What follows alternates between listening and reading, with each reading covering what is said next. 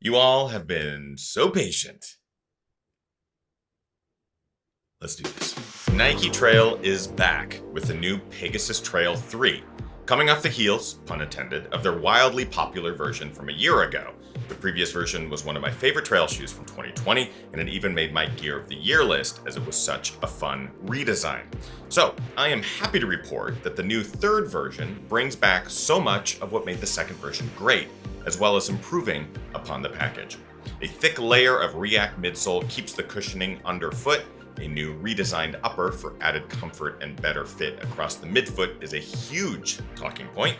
Nike also did away with the flimsy gaiter collar that kept the ankle from a proper lock. It's a big improvement all around. That being said, the shoe is not without its issues. Some carry over from the last year's model. So yes, the new Pegasus Trail 3 is an improvement over the Pegasus Trail 2, but does Nike do enough to justify picking up the Pegasus Trail 3? We're gonna find out. Let's get started.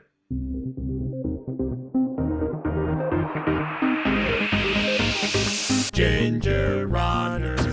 What is up, everybody? Ethan Newberry, the Ginger Runner, here for another Ginger Runner review. This shoe that we're talking about today, I've been getting more messages about it recently than any other shoe that I have in my review cycle. From Nike, we're talking about the Pegasus Trail 3. Slight confession, so while I know many of you are excited to see this review about this shoe, I too have been highly anticipating this shoe because last year the Pegasus Trail 2 was sort of a breakout star for me. I really liked it.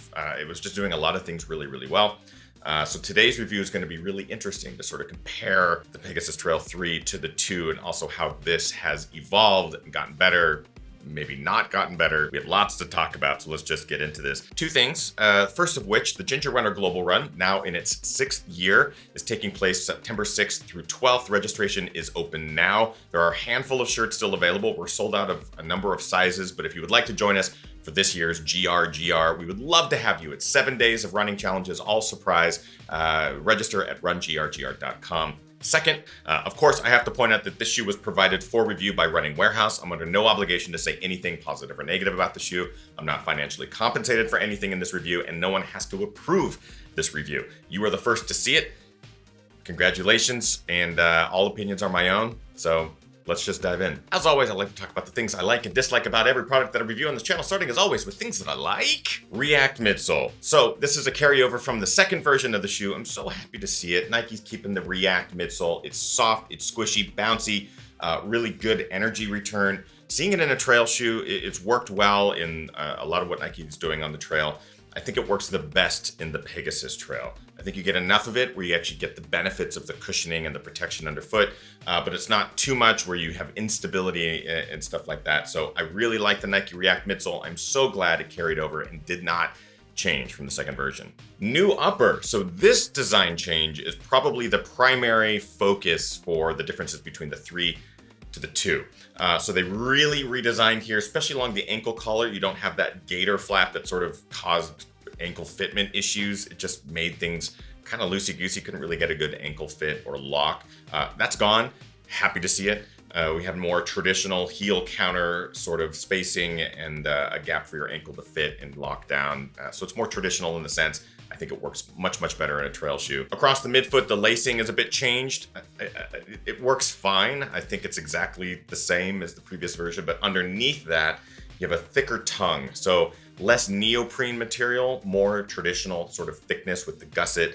I think this works really well. It doesn't come up quite as high as it needs to. Still a carryover problem, but this whole upper does a good job of maintaining protection, breathability, some flex for a little bit more accommodating fit. I'm happy to see the changes in the upper. They're subtle, but they're needed. Stability. There's a nice wide platform underfoot. So this is something that isn't new to the third version. It's certainly a carryover from the second. There's just so much that's unchanged. But I feel like the more I've run on the shoe, the more I recognize that the stability, the width underneath the foot is a huge selling point and why I find this to be a really comfortable shoe. One thing that I have had issues with in the past with something like the Wild Horse or the Kiger is balance issues. I think the Pegasus Trail series does a better job of sort of balancing your foot while you're bombing down single track or more technical trails, that sort of thing. So I do commend them on having a wider platform underneath your foot. So as you sit on top of this React foam,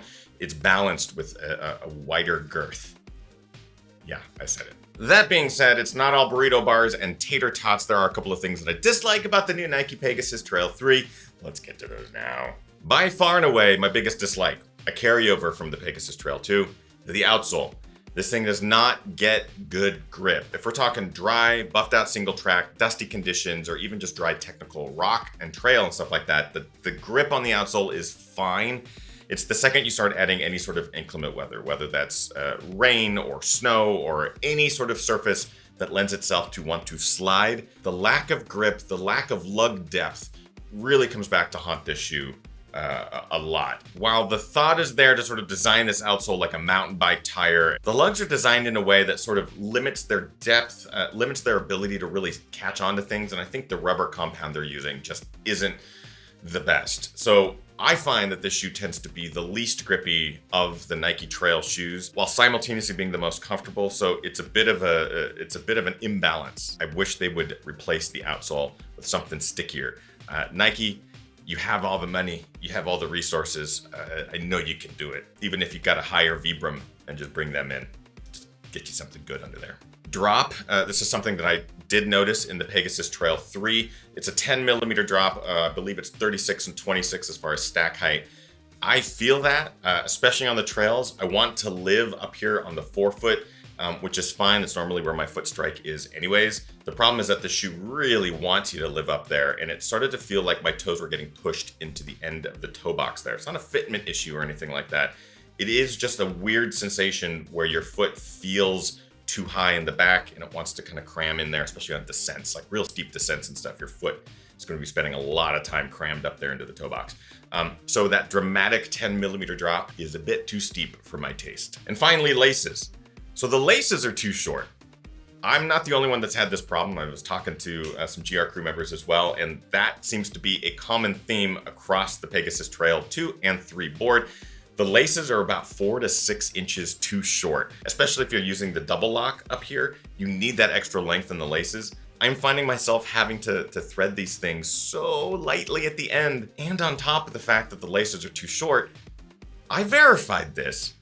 I thought I just had a bigger left foot anytime I wore this shoe because the laces would run out sooner than they would on the right foot.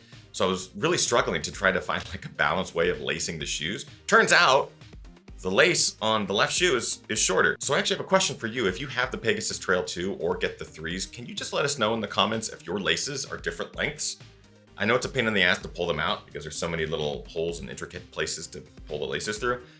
I just need verification. I need to know if mine is the only pair that has that. So, surprise! Regardless, that is it for my dislikes of the Nike Pegasus Trail 3. Time to get a little bit more specific in our breakdown. 5 specific criteria: build quality, comfort, fit, price, and looks. Starting as always with build quality. I think Nike does a better job than people give them credit for on their trail shoes. I think they're holding up pretty well. I don't think the materials they're using are the best, specifically the outsole rubber.